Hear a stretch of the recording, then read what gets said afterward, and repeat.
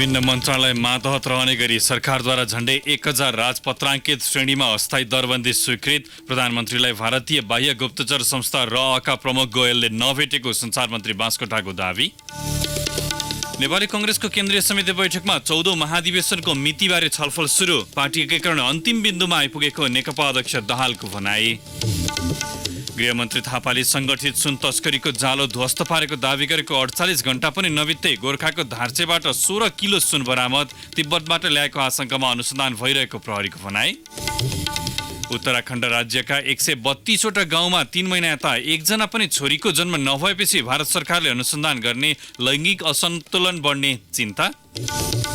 र गौरिका सिंह र अलेक्जेन्डर शाहद्वारा पौडीको 100 मिटर फ्री स्टाइलमा राष्ट्रिय कीर्तिमान। पुरुष फुटबल टोली फिफा वरियतामा 1 स्थान खस्कियो।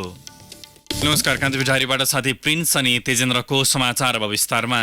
सरकारले विभिन्न मन्त्रालय अन्तर्गत रहने गरी 989 वटा राजपत्राङ्कित श्रेणीमा अस्थायी दरबन्दी स्वीकृत गरेको छ। मन्त्री परिषदको गत सोमबार बसेको बैठकले खानेपानी मन्त्रालयमा 213, वन तथा वातावरण मन्त्रालयमा 50 र श्रम रोजगार तथा सामाजिक सुरक्षा मन्त्रालयमा 726 जनाको दरबन्दी स्वीकृत गरेको हो। भारतीय नागरिक मुन्सीलाल पासीको नागरिकता प्रमाणपत्र रद्द गरी नेपाली नागरिकबाट हटाउने निर्णय पनि भएको सञ्चार, सूचना तथा प्रविधि मन्त्री गोकुल प्रसाद बास्कोटाले जानकारी दिनुभयो। यस्तै सरकारले नेपाल र जर्जिया बीच कूटनीतिक तथा अफिसियल सर्भिस राहदानी वाहकका लागि आवश्यक भिसा उन्मुक्ति दिने सम्झौतामा हस्ताक्षरका लागि परराष्ट्र मन्त्रालयलाई स्वीकृति प्रदान गरेको छ। राष्ट्रिय परिचय पत्रमा हाल कायम रहेको विवरणमध्ये केही कार्ड, चिप्स र प्रणालीमा राखी परिमार्जन गर्ने निर्णय भएको मन्त्री बास्कोटाले जानकारी दिनुभयो।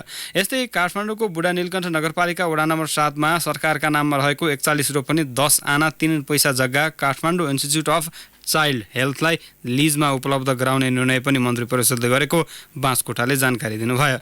युवा रोजगारका लागि रूपान्तरण पहल परियोजना कार्यान्वयनका लागि विश्व बैंक समूहको अन्तर्राष्ट्रिय विकास संस्थाबाट ऋण सहायता स्वरूप प्रस्ताव गरिएको करिब 13 अर्ब स्वीकार गर्ने सम्बन्धमा वार्ता टोली गठन गर्ने निर्णय पनि मन्त्री परिषद बैठकले गरेको छ। मन्त्री बास्कोटाले प्रधानमन्त्री केपी शर्मा ओलीले भारतीय बाह्य गुप्तचर संस्था रअका प्रमुख सामन्त गोयललाई नभेटेको प्रश्न पार्नु भएको छ। सिंहदरबारमा आयोजित नियमित पत्रकार सम्मेलनमा सरकारका प्रवक्ता समेत रहेका मन्त्री बास्कोटाले रअका कुनै पनि कर्मचारीलाई प्रधानमन्त्री ओलीले नभेटेको बताउनुभयो। भारतीय गुप्तचर संस्थाको प्रमुख आएको र प्रधानमन्त्रीले भेटेको भनेर भन्नुभएको छ। हामीलाई थाहा छैन। यदि आएको हो र भेटेको हो भने पनि यसमा प्रचलित डिप्लोमेटिक प्रोटोकलकै आधारमा भेटघाटहरू हुनुपर्ने हुन्छ। त्यसैले प्रधानमन्त्रीज्यूले भेट्नु भएको छैन। यो र्युमर क्रिएट गर्ने काम नगरौँ। कसले भेट्नुभयो हामीलाई थाहा पनि छैन। भेट्नै हुँदैन थियो, हामीलाई त्यस्तो पनि लाग्दैन। तर म दावासाथ भन्छु, सम्माननीय प्रधानमन्त्रीज्यूले भेटघाट भए जस्तो, भेटे जस्तो, भेटेकै जस्तो लाग्दैन। तथ्य प्रमाण बिना नलेख्न र नबोल्न समेत मन्त्री बास्कोटाले सञ्चार माध्यमलाई आग्रह गर्नुभयो। भारतको र, पाकिस्तानको आइएसआई, अमेरिकाको CIA जस्ता जुनसुकै देशका गुप्तचर संस्थाका अधिकारीलाई भेट्ने बित्तिकै त्यही लाइनमा लागे भन्न नहुने उहाँको तर्क थियो। फरक प्रसङ्गमा मन्त्री बास्कोटाले belt and road initiative BRI परियोजना अन्तर्गत नेपाली भूभाग र सीमा क्षेत्रमा भौतिक निर्माणको प्रक्रिया अघि बढिरहेको जानकारी दिनुभयो। हाम्रा सम्बन्धित मन्त्रालयहरू, परराष्ट्र मन्त्रालय सबै नै निरन्तर काममा लागिराख्नु भएको छ र यसको प्राविधिक रूपमा सम्पूर्ण कुराहरू, यसको डिजाइनिङको कामहरू सम्पूर्ण सकिएर पनि स्रोत जुटाउने कुरामा हामीले जम्मा 35 वटा प्रस्ताव पहिला गरेका हौँ। पछि हामी आफैले त्यसलाई 17 वटामा झार्यौँ र अहिले 8 वा 9 वटा जति विषय हामीले राखेका छौँ BIR मा। त्यसमा चीनको अनिच्छा पनि छैन र हाम्रो चुपचाप बसेका पनि छैनौँ। हामीले चाहेकै गतिमा, हामीले चाहे नै जसरी एकदम यस्तो जटिल कुरा छिटो जाँदैन, बिस्तारै जान्छ, तर यो सफल हुन्छ। नेपाली कांग्रेसले 14औं महाधिवेशनको मितिबारे छलफल थालेको छ। सभापति शेरबहादुर देउवा आफ्नो कार्यकाल 1 वर्ष बढाउने योजनामा रहेको आरोप संस्थापन इतर पक्षले लगाइरहेका बेला केन्द्रीय समिति बैठकमा महाधिवेशनको मितिबारे छलफल सुरु भएको हो। सभापति देउवाको कार्यकाल आगामी फागुनमा सकिँदैछ। विभिन्न 14 वटा एजेन्डा सहित सुरु केन्द्रीय समिति बैठकमा आज दोस्रो नम्बरमा रहेको 14औं महाधिवेशनको कार्यतालिका निर्माण गरी प्रक्रिया अगाडि बढाउने विषयमा सदस्यहरूले धारणा राख्ने क्रम सुरु भएको केन्द्रीय सदस्य रामकृष्ण यादवले जानकारी लगाइदिनुभयो।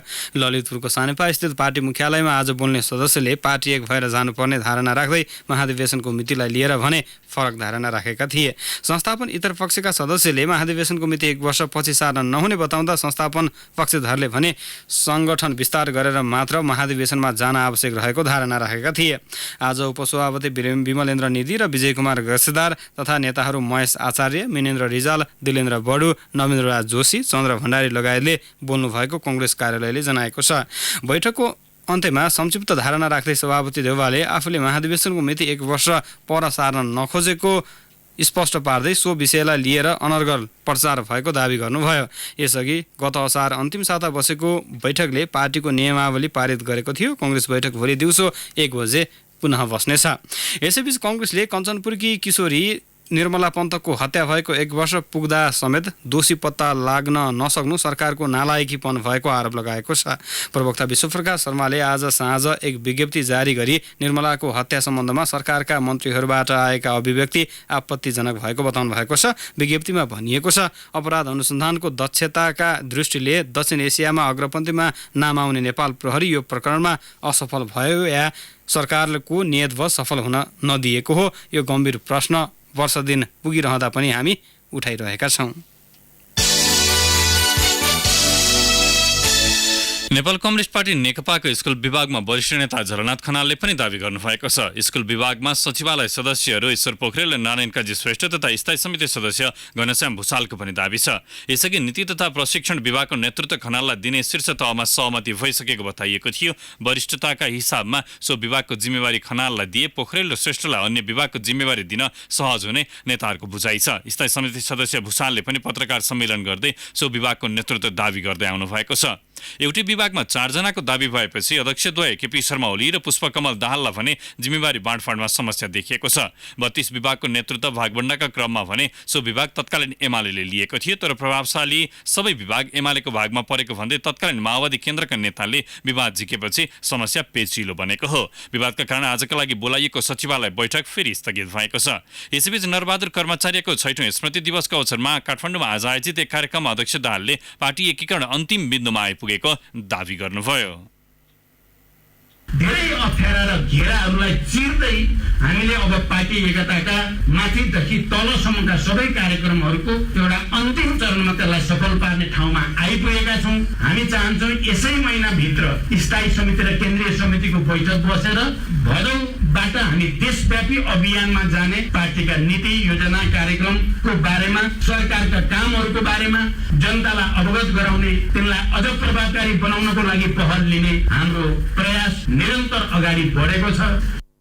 जनताले नेकपालाई ठूलो अवसर दिएको भन्दै अध्यक्ष दाहालले यसको सदुपयोग बुद्धिमत्तापूर्ण र वैज्ञानिक ढङ्गले गर्नुपर्ने उल्लेख गर्नुभयो। कान्तिपुर डायरीमा अब ब्रेकको पालो। ब्रेकपछि अब बाँकी प्रसङ्ग। गृहमन्त्री रामबहादुर थापाले सङ्गठित सुन तस्करीको जालो ध्वस्त भएको दावी गरेकै दोस्रो दिन अवैध रूपमा राखिएको ठूलो परिणामको सुन गोर्खाबाट बरामद भएको छ। गोर्खाको धारसे गाउँपालिका 3 खोर्लाबेसी स्थित ओडारमा लुकाइ राखिएको 16 किलो सुन भेटिएको हो। खोर्लाबेसीको ओडार नजिक ढुङ्गाले च्यापेर राखिएको अवस्थामा 16 थान बिस्कुट आकारको सुन बरामद भएको गोर्खाका एसपी ओम अधिकारीले बताउनुभयो। 27 दिनदेखि सम्पर्कविहीन यारु बगरका धनकमल गुरुङ हिजो काठमाडौँबाट पक्राउ परेपछि ओडारमा सुन लुकाइएको रहस्य खुलेको हो। यद्यपि घटनाको अनुसन्धान जारी नै रहेकाले गोरखाबाट बरामद सुन त्रिभुवन अन्तर्राष्ट्रिय विमानस्थल वा रसुवा नाकाबाट भित्रिएको यकिन भएको छैन। पक्राउ परेका गुरुङले खच्चड मार्फत गाउँमा सामान ढुवानी गर्थे। गाउँकै कोही व्यापारीको योजनामा सुन ल्याइएको र पैसाको लोभमा आफैले लुटिएको नाटक गरेको हुन सक्ने आशंका प्रहरीको छ। गत वर्ष सरकारी छानबिन समितिले त्रिभुवन अन्तर्राष्ट्रिय विमानस्थलबाट करिब 4000 किलो सुन तस्करी भएको रहस्य सार्वजनिक गर्दै मुख्य अभियुक्त गोरे भनिने चुडामणि उप्रेती सहित संलग्नलाई पक्राउ गरेको थियो। त्यसपछि सङ्गठित सुन तस्करी रोकिएको दावी सरकारले गर्दै आएको छ। सुडान काण्डमा भ्रष्टाचारी ठहर भएका नेपाल प्रहरीका पूर्व आइजिपी रमेश चन्द्र ठकुरीको निवेदन सर्वोच्च अदालतले अस्वीकार गरेको छ। धरौटीमा कारागार बाहिर बसेर मुद्दा लड्न पाऊँ भन्दै दायर गरेको निवेदनलाई सर्वोच्चको पूर्ण इजलासले अनुमति दिन अस्वीकार गरेको हो। न्यायाधीशहरू आनन्द मोहन भट्टराई, पुरुषोत्तम भण्डारी र प्रकाश कुमार ढुङ्गानाको इजलासले ठकुरीको निवेदनमा थप सुनवाईका लागि अनुमति दिन अस्वीकार गरेको थियो। 10 वर्षभन्दा कम कैद सजायको फैसला भएका व्यक्तिले थुनामा नबसी पुनरावेदन गर्न सक्ने व्यवस्थाको आडमा उनी गत असार 19 गते सर्वोच्चमा निवेदनसहित पुगेका थिए। उनको निवेदन दर्ता भए पनि फैसलालाई सहयोग नगरेको भन्दै सर्वोच्चले थुनामा पठाएको थियो। त्यसै त ठकुरी दिल्ली बजार कारागारमा छन्। नेपाल आयल निगमका पूर्व कार्यकारी निर्देशक गोपाल खड्काले पदको दुरुपयोग गरी आर्जन गरेको अकुत सम्पत्ति लुकाएको आरोपमा भ्रष्टाचार मुद्दा खेपिरहेकी अमिता लामा सोदेम्बालाई विशेष अदालतले साधारण तारिखमा छोडेको छ। थुन्चेको बहसपछि न्यायाधीश बाबुराम रेग्मी, द्वारिकामान श्रेष्ठ र प्रदीप कुमार श्रेष्ठ वैद्यको इजलासले साधारण तारिखमा छोड्न आदेश गरेको हो। अख्तियार दुरुपयोग अनुसन्धान आयोगले गत पुस 23 गते खड्कासहित उनकी श्रीमती शर्मिला र सोदेम्बा तथा सिजी डेभलपर्स फुड प्रणाली विरुद्ध भ्रष्टाचार मुद्दा दायर गरेको थियो। गैर कानुनी रूपमा आर्जन गरेको 18 करोड 66 लाख 5,000 रुपैयाँ बराबरको सम्पत्ति खड्काले श्रीमती र सोदेम्बाका नाममा राखेको अख्तियारको आरोपपत्रमा उल्लेख छ। खड्का पनि 2 करोड 50 लाख रुपैयाँ धरोटी बुझाएर तारिखमा यसअघि नै रिहा भइसकेका छन्। खड्का नेपाल आयल निगमको कार्यकारी निर्देशक रहँदा 7 प्रदेशमा इन्धन भण्डारणको लागि गरेको जग्गा खरिदमा अर्बौं रुपैयाँको भ्रष्टाचार गरेको आरोप समेत लागेको छ। लमजुङको दोर्दी खोलामा हिजो आएको बाढीले बगाएर बेपत्ता भएका 6 जनाको अवस्था अझै अज्ञात छ। नेपाली सेना, नेपाल प्रहरी, सशस्त्र प्रहरी, जलविद्युत आयोजना, जनप्रतिनिधि र स्थानीयले आज दिनभर खोजे पनि उनीहरूको अवस्थाबारे थाहा लाग्न नसकेको दोर्दी गाउँपालिकाका अध्यक्ष ओम बहादुर गुरुङले बताउनुभयो। दोर्दी खोलामा निर्माणाधीन 25 मेगावाटको माथिल्लो दोर्दी ए जलविद्युत आयोजनामा कार्यरत कामदारलाई दोर्दीको बाढीले बगाएको थियो। उद्धार गरिएका 8 घाइते मध्ये 4 जनाको बेसी सहर स्थित जिल्ला अस्पतालमा उपचार भइरहेको छ। थप 3 जना उपचारका लागि काठमाडौँ आएका छन्। बाढीले 4 जनाको मृत्यु भएको थियो। भारत जितपुर सिमराका शहीद अन्सारी, पर्सा पोखरियाका शिवधन चौधरी, सप्तरी सप्तकोशीका भुवनेश्वर चौधरी र डडेलधुरा आलीतालका रमेश बुढाको मृत्यु भएको जिल्ला प्रहरी कार्यालयका प्रहरी निरीक्षक वसन्त पाण्डेले बताउनुभयो। यस्तै गुल्मीको सत्यवती गाउँपालिकामा पहिरोमा ज्यान गुमाउनेको संख्या 13 पुगेको छ। पहिरो पन्छाउने क्रममा आज बिहान वडा नम्बर 4 लिङ्गाको भिरकुनामा 8 वर्षीय तारा बिकाको शव फेला परेपछि ज्यान गुमाउनेको संख्या 13 पुगेको जिल्ला प्रहरी कार्यालयका प्रमुख दीपक बस्नेतले जानकारी दिनुभयो। प्रतिकूल मौसमका कारण हेलिकप्टर उड्न नसकेपछि उदयपुरको लिमचुङ बुङ गाउँपालिकामा आज खाद्यान्न ढुवानी हुन सकेन। नेपाली सेनाको हेलिकप्टरमा आज विराटनगरमै बसेर मौसम अनुकूल बने भोलि बिहान खाद्यान्न पठाउन प्रयास गर्ने प्रदेश 1 को आन्तरिक मामिला मन्त्रालयले जनाएको छ। प्रदेश विपद व्यवस्थापन समितिको निर्णयअनुसार प्रदेश सरकारले लिमचुङ बुङका लागि 4110 किलो चामल, 1425 किलो दाल, 250 किलो नुन र 250 लिटर खाने तेल राहत वितरणका लागि पठाउन विराटनगर विमानस्थलमा तयारी अवस्थामा राखेको छ। ताप्लीमा भने 2 चरणमा गरेर खाद्यान्न लगिएको छ। नेपाली सेनाको हेलिकप्टरले विराटनगर विमानस्थलबाट 2 पटकमा 3900 किलो चामल, 570 किलो दाल, 250 किलो नुन र 250 लिटर खाने तेल ताप्ली गाउँपालिकाको रूपाटारमा पुर्याएको छ। उदयपुरको लिमचुङ बुङ र ताप्लीमा खाद्यान्न सङ्कट भएपछि प्रदेश विपद व्यवस्थापन समितिले हेलिकप्टरबाट खाद्यान्न ढुवानी गरी स्थानीयलाई राहत वितरण गर्न लागेको हो। लगातारको वर्षापछि रौतहटको गौर नगरपालिका स्थित लचका गाउँ पुनः डुबानमा परेको छ। पानीको बहाव बढिसके लचकामा आवत जावतको समेत समस्या देखिएको छ। सेना तथा नेपाल प्रहरी र सशस्त्र प्रहरीले डोरी लगाएर स्थानीयलाई वारपार गराएका छन्। लचकामा वर्षेनी डुबालले आवत जावतमा समस्या पर्दै आएको छ। पश्चिम भेगबाट छिरेको पानी लचका हुँदै सदरमुकाम गौरसम्म पुग्छ। काठमाडौँको बाँसबारी स्थित गङ्गालाल राष्ट्रिय हृदय रोग केन्द्रले प्रदेश 2 को जनकपुरमा शाखा विस्तार गर्दै सेवा सुरु गरेको छ। उपप्रधान एवं स्वास्थ्य तथा जनसङ्ख्या मन्त्री उपेन्द्र यादवले केन्द्रको जनकपुर शाखाको आज शुभारम्भ गर्नुभयो। केन्द्रले माघ 27 गतेदेखि नै जनकपुर अञ्चल अस्पताल परिसरमा बहिरङ्ग विभाग मार्फत सेवा थालेको थियो। प्रदेश 2 का मुटु रोगीलाई सामान्य स्वास्थ्य सेवाका लागि काठमाडौँ धाउनु पर्ने अवस्थाको अन्त्य भएको बताउँदै मन्त्री यादवले सेवा केन्द्रलाई थप सुविधा सम्पन्न बनाउन प्रदेश सरकारलाई लगानी गर्न आग्रह समेत गर्नुभयो। तत्कालका लागि बहिरङ्ग सेवा मात्रै प्रदान गर्ने केन्द्रले थप सुविधा उपलब्ध गराउन सके मुटु रोग उपचारमा आमूल परिवर्तन ल्याउन सकिने गङ्गालाल राष्ट्रिय हृदय केन्द्रका कार्यकारी निर्देशक ज्योतिन्द्र शर्माले बताउनुभयो। प्रदेश 2 का मुख्यमन्त्री लालबाबु राउतले हृदय केन्द्रको स्थापनाले प्रदेशमा रहेको मुटु रोगीहरूको उपचारमा सहयोग पुग्ने भएकाले आवश्यक सहयोग गर्न तयार रहेको बताउनुभयो। अभद्र व्यवहार कसुर मुद्दा कमजोर बनाइदिने प्रलोभन देखाएर सेवाग्राहीसँग 18,000 रुपियाँ लिने 2 प्रहरीलाई अख्तियार दुरुपयोग अनुसन्धान आएको टोलीले काठमाडौँबाट पक्राउ गरेको छ। महानगरीय प्रहरी वृत्त गौशालामा कार्यरत प्रहरी नायब निरीक्षकद्वय रमेश कुमार पाण्डे र राजु स्वर्णकारलाई 18,000 रुपियाँ घुससहित रङ्गेहात पक्राउ गरिएको आयोगका प्रवक्ता प्रदीप कुमार कोइरालाले बताउनुभयो। यसअघि प्रहरीले गत असार 27 गते सवारी दुर्घटनामा परेका व्यक्तिका लागि बिमा रकम दावी गर्न सिफारिस गरिदिने भन्दै 1 लाख रुपियाँ घुस लिने 4 प्रहरी जवानलाई पक्राउ गरेको थियो।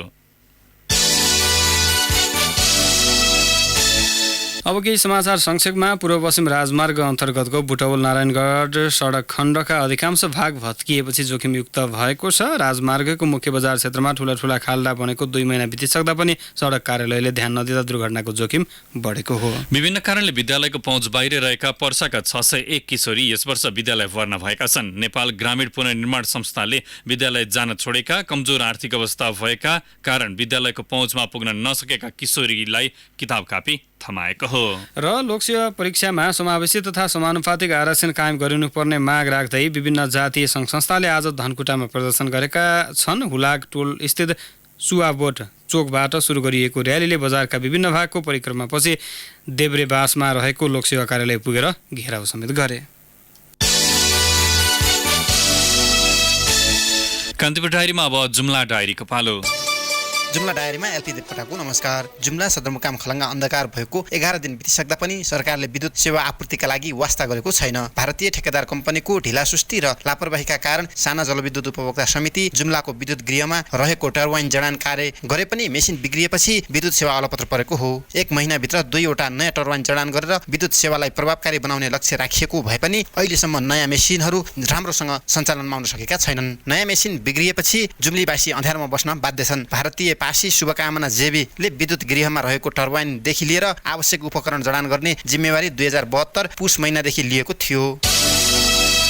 जिल्ला प्रशासन कार्यालय जुम्लामा स्तनपान कक्षको व्यवस्था गरिएको छ। जुम्लाका सरकारी कार्यालयमा धेरैजसो काम गर्दा उभिएर लाइनमा सेवाग्राहीलाई हैरानी भएको हुन्छ। यसमा कतिपय गर्भवती सुत्केरी महिलालाई उभिएरै काम गर्नुपर्ने बाध्यता छ। जिल्ला प्रशासन कार्यालयसँगै जोडिएको 2 कोठे नयाँ भवन निर्माण गरेर जिल्ला प्रशासन कार्यालयमा सेवा लिन आउने सुत्केरी महिलाले बच्चालाई दुध खुवाउने व्यवस्थाका लागि स्तनपान कक्ष र सेवाग्राही गर्भवती महिलाका लागि आराम कक्ष तयार गरी सञ्चालनमा ल्याएको प्रशासन कार्यालयले जनाएको छ। कार्यालयमा कार्यरत महिला कर्मचारी समेत यो सेवाबाट लाभान्वित हुनेछन्। तातापानी गाउँपालिकाले क्षेत्रका विद्यालयहरूमा दिवा खाजा अर्ग्यानिक खाद्यान्न मात्र खुवाउने तयारी गरेको छ। अर्ग्यानिक खाजाले बालबालिकाको पोषणमा वृद्धि हुने र रैथाने अन्नको उत्पादनमा समेत वृद्धि गर्ने गाउँपालिकाको लक्ष्य छ। जुम्लामा 170वटा विद्यालय छन्। आधारभूत तहका 19,284 जना सधैँ विद्यालयमा सङ्घीय सरकारले दिँदै आएको दिवा खाजा कार्यक्रमबाट लाभान्वित छन्। तिला गाउँपालिका 8 र 9 रासा कुष्ठरोगको उच्च जोखिममा रहेको छ। स्थानीय सरकार आइसकेपछि पहिलो पटक तिलाको 8 र 9 मालापानी, खोप्री र डिपु गाउँलाई लक्षित गरी गरिएको स्वास्थ्य शिविरबाट रासा कुष्ठरोगको उच्च जोखिममा रहेको देखिएको छ। कुष्ठरोग पत्ता लगाउन चरमरोग स्वास्थ्य शिविर तिला गाउँपालिकाको स्वास्थ्य शाखाले दुर्गममा पुगेर शिविर सञ्चालन गरेको छ। जुम्लाकै सबैभन्दा दुर्गम भौगोलिक विकटताले पछि पारेको ठाउँ तिला गाउँपालिकाको रासा, मालापानी, खोप्री र डिपु हो। हवस् त, जुम्ला डायरी आजलाई यति नै। एलपी देवकोटालाई बिदा दिनुहोस्। नमस्कार। जिल्ला डायरीपछि कान्तिपुर डायरीमा फेरि पनि ब्रेकको पालो। ब्रेकपछि अब आर्थिक प्रसङ्ग। धादिङमा व्यावसायिक रूपमा चिया खेती सुरु भएको छ। नीलकण्ठ नगरपालिका 9 निगालपानीका किसानहरूले चिया खेती लगाएका हुन्। चिया खेतीका लागि अनुकूल हावापानी भएको प्राविधिक अध्ययनपछि खाली जग्गामा चिया खेती आरम्भ गरिएको हो। नीलकण्ठ नगरपालिकाको उच्च क्षेत्रको रूपमा रहेका निगालपानी डाँडामा चिया खेती गर्नको लागि प्राविधिक अध्ययन र मूल्याङ्कन गरिएको थियो। अध्ययन पश्चात उपयुक्त देखिएकाले पहिलो चरणमा 300 रोपनी जग्गामा व्यावसायिक रूपमा खेतीको सुरुवात गरिएको हो। अहिले चियाको बिरुवा थोरै पाइएकाले गर्दा 12,000 बिरुवा मात्रै वितरण गरिएको र आगामी वर्षमा 1 लाख बिरुवा स्थानीयहरूको बारीको आवश्यकता अनुसार वितरण गरिने नीलकण्ठ नगरपालिकाले जनाएको छ। धितोपत्र बजारमा आज दोहोरो अङ्कले गिरावट आएको छ। बजार परिसूचक नेप्से आज 14.15 अङ्कले घटेर 1,269.92 अङ्कमा पुगेको छ। नेप्सेमा गिरावट आए पनि कारोबार रकम भने हिजोको तुलनामा 11 करोड रुपियाँले वृद्धि भएको छ। 6 अङ्कले उकालो लागेको नेप्सेमा हिजो 44 करोड रुपियाँ बराबरको कारोबार भएको थियो। सरकारले लगानीकर्तालाई आकर्षित गर्न नसक्नुको कारण पनि शेयर बजारमा घटबड भइरहेको लगानीकर्ता अम्बिका पौडेलले बताउनुभयो। सरकारको पछिल्लो गतिविधिले पुँजी बजारमा लगानीकर्ता आकर्षित हुन नसक्नु, कर निर्धारण लगायत कारण पुँजी बजारमा गिरावट आएको उहाँको भनाइ छ। राष्ट्र बैंकले हिजो सार्वजनिक गरेको मौद्रिक नीतिका कारण पनि धितोपत्र बजारमा गिरावट आएको जानकारहरू बताउँछन्। नेप्सीमा आज कारोबार भएको सबै कम्पनी समूहको उपसूचकमा गिरावट आएका कारण पनि समग्र बजार प्रभावित बनेको हो। सबैभन्दा बढी निर्जीवन बीमा कम्पनी समूहको उपसूचक 84.35 अङ्कले घटेको छ। यस्तै जीवन बीमा कम्पनी समूहको उपसूचक 53.54, होटल समूहको 32.84 र जलविद्युत कम्पनी समूहको 21.54 अङ्कले घटेको छ। नेप्सीमा आज कुल 171 कम्पनीका 7,016 कारोबारबाट 21,98,126 किता सेयर किनबेच भएका छन्, जस अन्तर्गत 55,32,146 रुपियाँ बराबरको कारोबार भएको नेपाल स्टक एक्सचेन्जले जनाएको छ। नेप्सीमा आज प्रभु बैंक लिमिटेडको सबैभन्दा बढी कारोबार भएको थियो। अब अन्तर्राष्ट्रिय प्रसङ्ग। भारत उत्तराखण्डका 132 गाउँमा 3 महिना यता एकजना पनि छोरीको जन्म नभएको विषयमा सरकारले अनुसन्धान गर्ने भएको छ। ती गाउँमा 216 छोराको जन्म हुँदा एउटा पनि छोरीको जन्म नहुनुले लैङ्गिक असन्तुलन बढ्ने भन्दै भारत सरकारले उच्च चासो राखेको हो। 4 लाख जनसङ्ख्या रहेको उत्तर काशीका 550 गाउँलाई लैङ्गिक असन्तुलन मुख्य सामाजिक समस्या रहेको भन्दै छोरी बिनाको गाउँको नाम दिइएको छ। भारतको पन्जाब र हरियाणा सबैभन्दा बढी लैङ्गिक असमानता भएका राज्य हुन्। ग्रामीण तथा पहाडी इलाकामा भ्रूणको लिङ्ग पहिचान गरी गर्भपतन गरेका कारण लैङ्गिक असमानता देखिएको हो। भारतमा पुरुष महिलाको अनुपात 1000मा 933 छ। प्राकृतिक रूपमा पुरुष शारीरिक रूपमा कमजोर हुने भएकाले अनुपात 100 महिलामा 105 पुरुष हुनुलाई सामान्य मान्न सकिन्छ। अब खेल प्रसङ्ग। दक्षिण कोरियामा जारी 18औं फिना विश्व च्याम्पियनसिपमा नेपाली पौडीबाज गौरिका सिंह र अलेक्जेन्डर शाहले राष्ट्रिय कीर्तिमान कायम गरेका छन्। सिंहले 100 मिटर फ्री स्टाइलमा सन् 2017को 20औं राष्ट्रिय प्रतियोगितामा आफैले बनाएको कीर्तिमानमा सुधार गरेकी हुन्। उनले 1.79 मिनटको आफ्नो समयमा सुधार गर्दै निर्धारित दूरी 1.62 मिनटमा पार गर्दै नयाँ कीर्तिमान रचिन्। यद्यपि उनी 93 खेलाडी सहभागी प्रतियोगितामा 69औं स्थानमा रहिन्। यस्तै 100 मिटर फ्री स्टाइलमा सिरिस गुरुङको नाममा रहेको कीर्तिमान शाहले भङ्ग गरेका हुन्। सन् 2017को एनएसएफ कपमा सिरिसले 57.69 सेकेन्डमा बनाएको कीर्तिमान शाहले आज 56.28 सेकेन्डमा पार गर्दै आफ्नो नाममा लेखाए। 120 खेलाडी सहभागी स्पर्धामा शाह 102औं स्थानमा रहेका थिए। नेपाली राष्ट्रिय पुरुष फुटबल टोली फिफा वरियतामा एक स्थान तल झरेको छ। विश्व फुटबल महासङ्घ फिफाले आज सार्वजनिक गरेको वरियतामा नेपाल एक स्थान तल झर्दै 166औं स्थानमा पुगेको छ। दक्षिण एसियाली मुलुक भारत पनि 2 स्थान तल झर्दै 103औं, मालदिप्स 152औं र श्रीलङ्का 200औं स्थानमा छ। वरियताको शीर्ष स्थानमा बेल्जियम यथावत छ भने ब्राजिल 1 स्थान सुधार गर्दै दोस्रो र फ्रान्स 1 स्थान तल झर्दै तेस्रो स्थानमा पुगेको छ। इङ्ल्यान्ड चौथो स्थानमा कायम रहँदा उरुग्वे 3 स्थान सुधार गर्दै 5औं स्थानमा आएको छ। राष्ट्रिय खेलकुद परिषदको 18औं सदस्य सचिवमा नियुक्त रमेश कुमार सिलवाललाई आन्तरिक खेलकुदलाई चलायमान बनाउने मात्र होइन, बारम्बार मिति सर्दै आएको 13औं दक्षिण एसियाली खेलकुद साग आयोजना गर्ने चुनौती पनि उत्तिकै छ। आवश्यक भौतिक पूर्वाधारको अभाव उनका लागि दाँतमा ढुङ्गा बन्न सक्छ। नियुक्तिको हनीमुन पिरियडलाई भौतिक पूर्वाधार निर्माणमा केन्द्रित गर्ने उद्घोष गरे पनि तोकिएको मितिभित्रै निर्माण सम्पन्न गर्न बोलीभन्दा बेलचा बढी छिटो चलाउन आवश्यक देखिन्छ। शिक्षा क्षेत्रमा कमाएको सफलता र व्यवस्थापनको अनुभवका आधारमा सिलवालको कार्यकाल चुनौतीपूर्ण कम र अवसर ज्यादा हुनुपर्छ। नियुक्तिको 2 साताभित्रै देखाउनु पर्ने सकारात्मक सङ्केतमा भने उनी चुकेका छन्। राष्ट्रिय खेलकुद परिषदको 18औं सदस्य सचिवका रूपमा गत असार 23 गते कार्यभार सम्हालेका रमेश कुमार सिलवालले 2 हप्ता बिताइसकेका छन्। यो अवधिमा उनको कामको मूल्याङ्कन गर्नु त्यति सान्दर्भिक होइन। कम्तीमा पनि हनीमुन पिरियडको रूपमा लिइने 100 दिनले उनको कामप्रतिको लगावलाई देखाउने नै छ। शैक्षिक क्षेत्रमा परिचित सिलवाल नेपाली खेलकुदमा पनि नयाँ होइनन्। अबको करिब 4.5 महिनामा 13औं दक्षिण एसियाली खेलकुद साग आयोजना गर्नु छ। सबै कुरा पुरानै हुँदा सदस्य सचिव मात्र नयाँ छन्। यो अवस्थामा त्यसको जिम्मेवारी उनले लिनु नै छ। लथालिङ्ग भौतिक पूर्वाधार समयमा नै सम्पन्न नभई त्यसको बहाना गर्ने ठाउँ समेत उनी सामु छैन। खेलकुदको अवस्था उनलाई राम्ररी थाहा भएर नै उनी यसमा आएका हुन्। उनका लागि अहिले मुख्य चुनौती पुरानै संरचना र कर्मचारीको यस्तै कार्यशैलीमा साग गर्न पक्कै सहज हुने छैन। अर्को चुनौती भनेको नेपाल क्रिकेटको विवाद समाधान गर्नु पनि हो। यसमा उनको प्रत्यक्ष संलग्नता नभए पनि क्यान विवादका बारेमा उनी राम्रै जानकार छन्। आफ्नै कार्यकालमा निलम्बन फुकुवा गरेर पुरानै अवस्थामा लैजानु चुनौतीपूर्ण नै छ। छ। यस्तै समयमै नवौं राष्ट्रिय खेलकुदका लागि संरचना तयार गर्नु पनि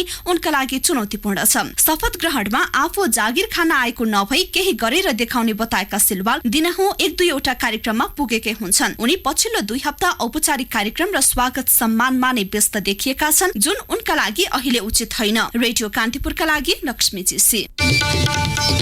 अन्त्यमा एउटा घरेलु प्रसङ्ग। स्वास्थ्य राज्य मन्त्री डाक्टर सुरेन्द्र कुमार यादवले मुलुकले अङ्गालेको स्वास्थ्य नीति ठिक नरहेको औल्याउनु भएको छ। उहाँले नीति बनाउँदा जनसङ्ख्यालाई नहेर्ने प्रवृत्तिले समस्या भइरहेको जनाउँदै स्वास्थ्यका लागि विनियोजित बजेटबाट दिगो विकास लक्ष्य प्राप्त नहुने दावी गर्नुभयो। नेपाल स्वास्थ्य अनुसन्धान परिषदद्वारा आज आयोजित एक कार्यक्रममा राज्य मन्त्रीले एउटै नीति एउटै नजरले हिमाल पहाड मधेसलाई हेर्दा गाह्रो भएको बताउनुभयो। उहाँले भन्नुभयो, विश्वको नीति निर्माणमा जनसङ्ख्या आधारित नै हुन्छ, तर कहिलेसम्म स्वास्थ्य नीतिमा यो कुराहरू लागू होला हामी बिस्तारै समेट्दैछौँ। हवस् त, यसका साथै कान्तिपुर डायरीका आजका सम्पूर्ण बुलेटिनहरू यहीँ सकिन्छन्। नियमित बुलेटिन भोलि बिहान 6:30 बजेबाट हुनेछ। तबसम्मलाई साथी प्रिन्स अनि म तेजेन्द्र आगे माग्छौँ। नमस्कार, शुभरात्रि। सूचना र मनोरञ्जनको संवाहक रेडियो राष्ट्रको रेडियो कान्तिपुर।